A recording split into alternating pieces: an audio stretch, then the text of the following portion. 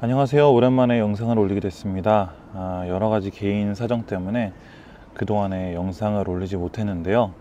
짬을 내서 이렇게 영상 자료를 준비하고 오랜만에 영상을 올리게 돼서 되게 감사하고, 무엇보다 제 채널에 지금 구독자가 500분이 넘었습니다. 그래서 사실 영상을 많이 올린 것도 아니었는데 이렇게 많이 구독해 주셔서 정말 감사하고, 제가 뭐 자주 올린다고 말씀드리긴 어렵지만 어쨌든 자료를 또 준비하고 제가 공부하고 또 그런 내용들이 모아질 때마다 영상을 올릴 수 있도록 하겠습니다.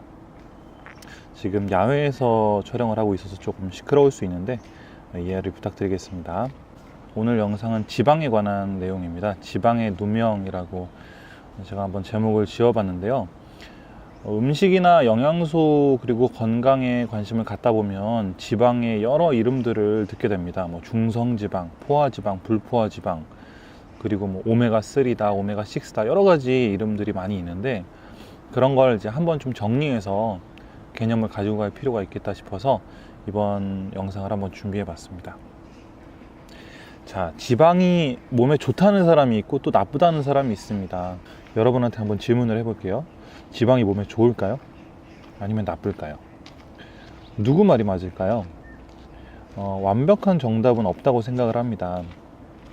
왜냐하면 사람에 따라 또 그 사람이 처한 환경에 따라서 다르기 때문이죠. 어떤 영양제가 있다고 해서 그 사람에게 그게 도움이 될지 안 될지는 사실 환경에 따라서 다 다른 겁니다. 예를 들어 비타민 D 같은 경우로 생각해 보죠. 비타민 D가 부족한 사람에게는 비타민 D 고용량이 도움이 될 수 있습니다. 하지만 비타민 D 수치가 굉장히 높은 사람이 비타민 D 고용량을 먹는다면 부작용이 생길 수도 있겠죠. 지방도 마찬가지입니다. 사람에 따라 환경에 따라서 다 다릅니다. 그런데 이런 여러 가지 오해나 질문들은 사실 지방의 여러 종류를 제대로 잘 알지 못하기 때문에 생기는 경우가 많이 있습니다. 지방의 종류 중에 첫 번째는 중성지방이 있습니다. 중성지방은 체내에 합성되는 지방의 주요 형태를 말하는데요. 우리 몸 곳곳에 존재하는 지방을 말합니다. 실제로 칼로리가 그래서 부족하면 체내에서 에너지원을 이용할 수 있도록 하죠. 왜 운동을 하면 30분이 지나고부터 지방이 탄다고 하잖아요. 근데 이때 이 지방이 바로 중성지방입니다. 물론 운동을 시작하자마자 지방이 전혀 안 타는 건 아닙니다. 그런데 상대적으로 운동을 시작할 때 초기에는 탄수화물이 많이 타는 거고요. 지방이 점점 올라가서 30분 정도가 되면 상대적으로 탄수화물보다 지방이 더 많이 탄다는 거죠. 우리가 사실 다이어트라고 하는 것도 우리 몸에 있는 중성지방을 태운다는 것과 같은 의미라고 할 수 있습니다. 그래서 간에서 중성지방이 붕괴되면 우리가 많이 들은 케톤체가 생성된다고 하죠. 키토제닉 다이어트라던가 케톤이 생성된다, 이런 이야기 많이 하는데 간에서 중성지방이 붕괴될 때 케톤체가 바로 생성이 되는 겁니다. 하지만 중성지방이 너무 많아지면 체내에 축적되어서 고중성지방 지혈증 같은 이상지질혈증이 발생을 하게 됩니다. 조심스럽긴 하지만 몸에 지방이 과다한 상태에서 탄수화물도 과다하게 섭취하게 되면 경우에 따라서는 이상지질혈증이 발생하기도 하죠. 두 번째는 중간사슬 중성지방입니다. 트리글리세라이드라고도 하는데요. 짧게 줄여서 MCT라고 많이 알려져 있습니다. 여러분 MCT 오일 많이 들어보셨죠? 지방을 태우는 지방이다, 안정적인 지방이다, 이런 얘기 많이 들어보셨을 거예요. 그래서 흔히 사람들이 지방을 태울 때 지방을 안 먹어야지 탄다고 생각을 하는데 아닙니다. 오히려 좋은 지방을 먹어주면 지방이 더 잘 타게 되는 것이죠. 그래서 MCT 오일 같은 경우에는 지방의 산화를 촉진하고 일시적으로 케톤이 증가하기도 합니다. 그리고 MCT 오일 같은 경우에는 여러 가지 제품들이 많이 있어요. 그런데 제가 지금 이 사진을 놨다고 해서 이 제품이 좋다는 뜻이 아닙니다.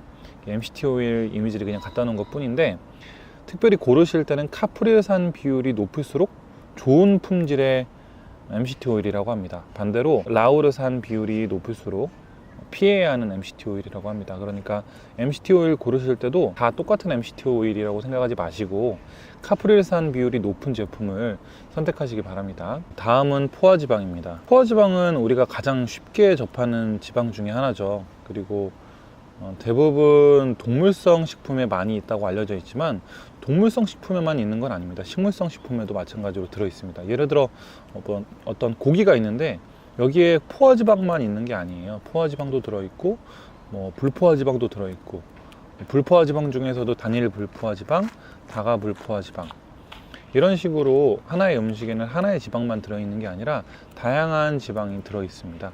그런데 대부분 비율이 동물성 지방에서 포화지방이 높기 때문에 동물성 식품에 많이 있다고 이야기하는 겁니다. 돼지, 소기름, 버터, 팜유, 코코넛 오일, 이런 식품에 많이 들어있죠. 그리고 케톤 상태에 들어갈 때 선호되는 지방입니다. 그래서 왜 다이어트 하시는 분들 보면 지방을 주 에너지원으로 사용하기 때문에 밤에 이제 저녁 때 탄수화물 같은 거 안 드시고 삼겹살만 많이 드시고 다음날 오후까지 식사 안 하시고 이런 경우들이 있잖아요. 그 이유가 뭐냐면 우리가 흔히 지방을 먹으면 콜레스테롤 높아지는 거 아니야? 배 나오는 거 아니야? 이렇게 생각할 수 있는데 그게 아니라 그 지방을 에너지원으로 사용하게 되는 겁니다. 포화지방의 특징은 실온에서 딱딱하게 굳어 있죠. 왜 삼겹살 같은 거 구워 먹고 그대로 두면 하얗게 굳어 버리잖아요.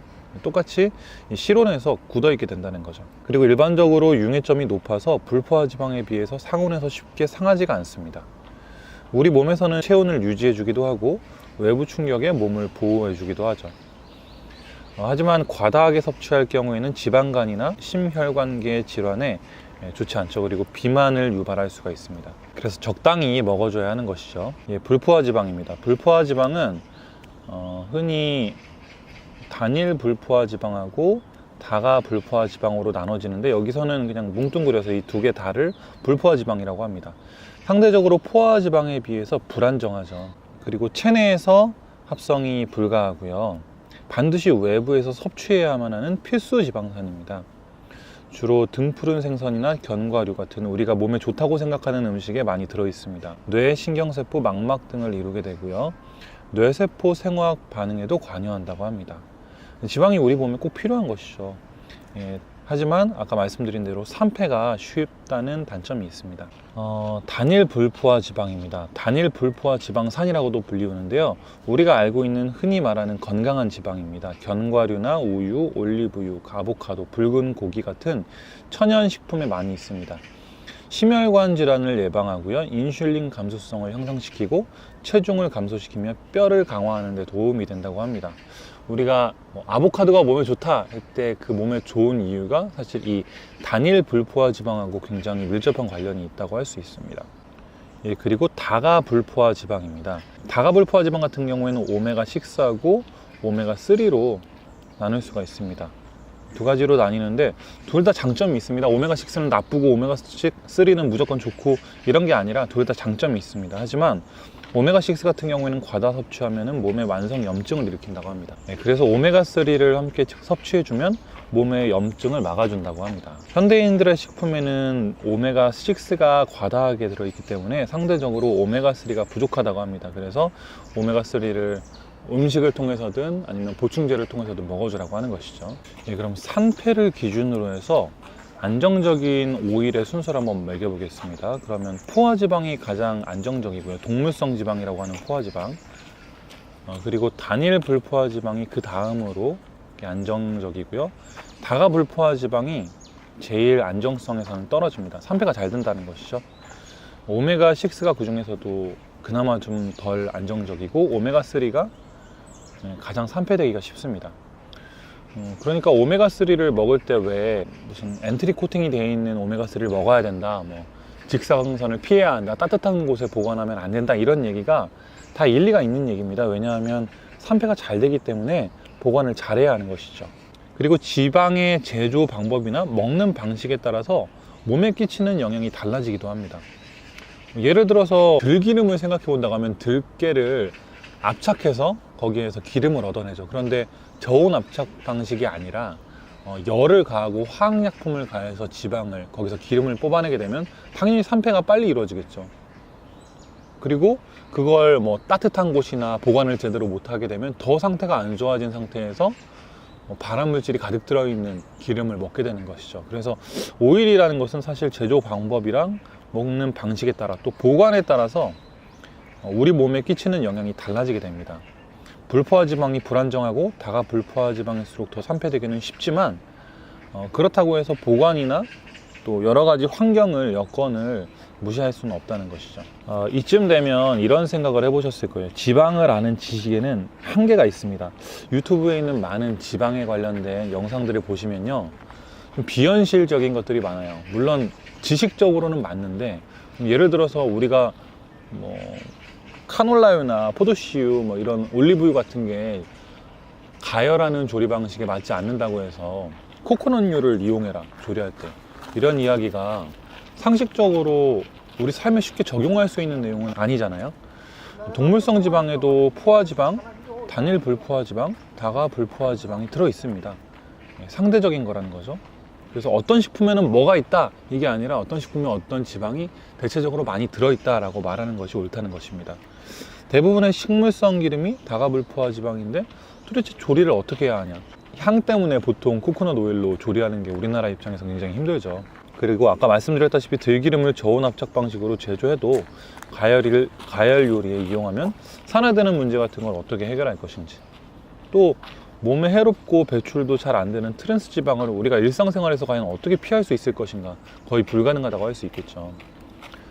코코넛 오일이나 버터로만 조리를 할 수는 없죠. 사실 우리가 식용유 써야 되겠죠. 음식 볶는데, 뭐 두부를 부치는데 버터나 코코넛 오일을 쓸 사람은 그렇게 많지 않을 겁니다. 그래서 결국 스트레스가 생기고 지방에 대해서 공부하다 보면 이 한계점이 분명히 옵니다. 알긴 아는데 이미 나와 있는 제품들을 전혀 무시하고 사용 안 할 수도 없다는 거죠. 그래서 저는 지방을 대하는 현실적인 대안을 한번 나름대로 마련을 해봤습니다. 이 현실적인 대안이 정답이 될 수는 없지만 그나마 좀 대답이 될 수 있을 거라고 생각을 해요. 뭐냐면 상대적으로 당류의 섭취를 줄이라는 거예요. 좀 황당하죠. 지방에 대한 대안인데 왜 당류를 줄여야 하냐. 왜냐하면 당류를 줄이게 되면 상대적으로 지방에 대한 친숙도가 높아집니다. 그리고 우리가 대부분 식단 조절을 하게 되는 이유가 대사증후군에 있는데, 대사증후군이라는 게 사실 당뇨가 대표적이죠. 당뇨병 같은 경우에 당뇨가 일어나는 원인을 여러 가지로 설명할 수 있는데 그 중에 하나가 이거예요. 당도 많이 먹고 지방도 많이 먹으면 당뇨가 생깁니다. 둘 중에 하나를 적게 먹든지 둘 다 적게 먹든지 해야 되는데, 뭐 둘 다 적게 먹는 건 현실적으로 어렵죠. 그러니까 지방을 상대적으로 많이 섭취해 줄 수 있도록 해야 한다는 것이죠. 그렇게 되면 상대적으로 당류의 섭취가 줄어들게 되고 자연스럽게 우리 몸이 지방을 에너지원으로 사용할 수 있게 됩니다. 그래서 지방을 주된 에너지원으로 대체해 가자는 것이고요. 마지막으로 오메가3와 목초 버터의 섭취량을 늘리자는 거예요. 데이브 아스프리의 최강의 식사라는 책을 보면 그 지방편을 한번 보시면 사실상 우리가 먹을 수 있는 지방이 아무것도 없어요. 뭐 만드는 방식, 보관 방법, 뭐 곰팡이 독소, 뭐 여러 가지 뭐 이유 때문에 지방을 다 먹으면 안 돼요. 그런데 현실적으로 우리가 가장 쉽게 구할 수 있고 또 안정적인 지방 형태로 우리가 섭취할 수 있는 게 버터입니다. 버터 중에서도 그냥 가공된 마가린이 들어있거나 합성 첨가제가 들어있는 버터가 아니라 목초 버터를 먹어주면 우리 몸에서 지방, 포화지방을 통해서 에너지원을 점점 지방으로 대체해 갈 수 있다는 것이죠.